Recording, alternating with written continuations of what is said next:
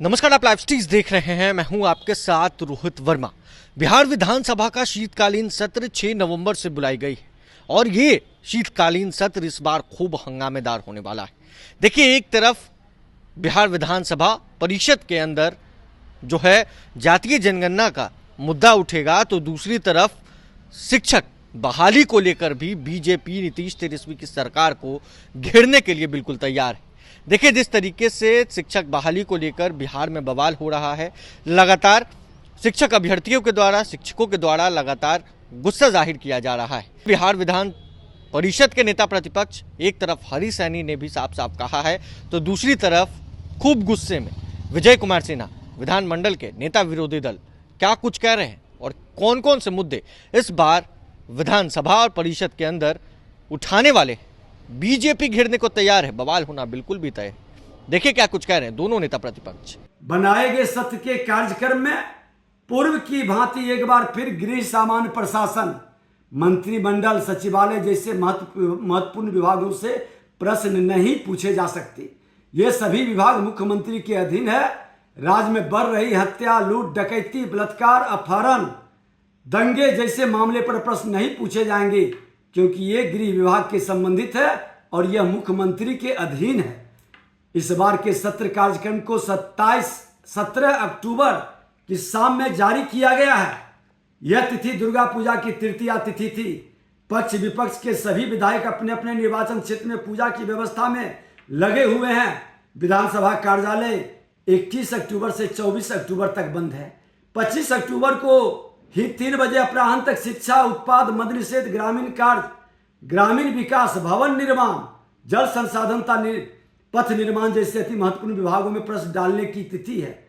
अधिकांश विधायक प्रश्न डालने से वंचित हो जाएंगे, क्योंकि 24 अक्टूबर को विजयादशमी के अगले दिन समय पर पटना आना संभव नहीं है। सरकार अपनी मंशा में सफल होगी। गैर सरकारी संकल्प की भी आखिरी तिथि 26 अक्टूबर के 3 बजे अपराह्न तक ही है।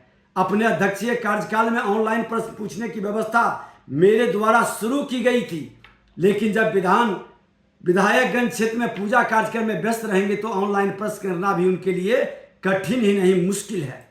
सरकार ने विधानसभा कार्यक्रम जारी कर संदेश दिया है कि सनातन धर्म के पर्व त्योहार की उन्हें चिंता नहीं है।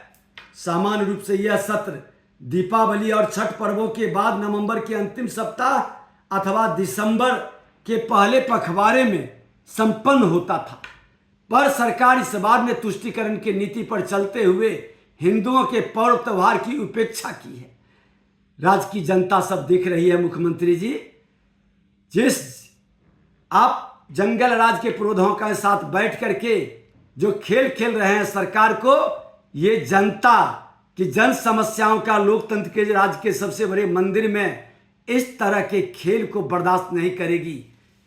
जनता के मुद्दों को उठाने का अवसर भी आप छीन लेना चाहते हैं, ये कतई उचित नहीं है। इसकी घोर निंदा करते हैं और सरकार इस तरह का खेल बंद करे। अब तुष्टीकरण नहीं, संतुष्ट तरह से सत्ता पक्ष निर्णय लेते हैं ना, तो हम विरोधी दल कहते हैं। हमको वो पीड़ा नहीं पहुंचाना चाहते, पूरे बिहार के सनातनी को पीड़ा पहुंचाना चाहते हैं। अभी देख लीजिए, अब ऐसे समय में समय निर्धारण हुआ है, अब प्रश्न लगाने की बात है। आज जनप्रतिनिधि अपने क्षेत्र में घूमने के लिए नहीं जाए तो जनता बोर्ड लगा देती है कि भाई ऐसे न तैसे। तो आप इतना सा समय आपके पास नहीं था कि इस पावन के बाद आप समय निर्धारित करते प्रश्न लगाने का, लेकिन ये प्रश्न है ये दुर्गा पूजा में। अब दुर्गा पूजा में कभी छुट्टी रद्द करते हैं, कभी इस तरह का निर्णय लेते हैं, तो लगता है कि ये लोग केवल भाजपा विरोधी नहीं है, सनातन विरोधी भी है। चाहे शिक्षक को जो ट्रेनिंग दिया जा रहा था, आप लोग ईमानदारी पूर्वक कहें, यदि भारतीय जनता पार्टी ये इस तरह का मजबूत स्टैंड नहीं लेता तो निश्चित रूप से हमको लगता था कि वो पुनः जो है वापस नहीं होता, वो वापस नहीं होता। जीत हुई और जीत बिल्कुल न भाजपा की जीत है, न शिक्षक की जीत है, ये सनातनी का जीत है। ये सनातन धर्म को धीरे धीरे धीरे धीरे धीरे धीरे ये रौंद तो चलेगा ही, हर तरह का समस्या है। और अभी खास करके ऐसे बिहार में लंबे समय के बाद इतना बड़ा घटना, ये जातीय, ये लोग कहते कि 2 तारीख का दिन बिहार वासियों के लिए उत्सव का दिन है, लेकिन 2 तारीख बिहार वासियों के लिए और कुछ दबे कुचले पिछड़ा अति पिछड़ा समाज के लिए ये गम का दिन हो गया। ये भी मुद्दा उठेगा, ये पूरा उठेगा भाई, पूरा बिहार के अति पिछड़ा। तो आपने सुना है दोनों नेता प्रतिपक्ष को कि किस तरीके से बीजेपी तैयार है। मुद्दा जातीय जनगणना और शिक्षकों का होगा।